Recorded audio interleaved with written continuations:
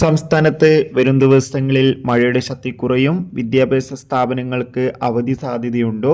അതിൻ്റെ ഏറ്റവും പുതിയ അപ്ഡേഷനും ബസ് സമരം തുടങ്ങാൻ പോവുകയാണ്. അതിൻ്റെ അപ്ഡേഷനും ഇന്നൊരു വീഡിയോ ഭാഗത്ത് ഉൾപ്പെടുത്തിയിട്ടുണ്ട്.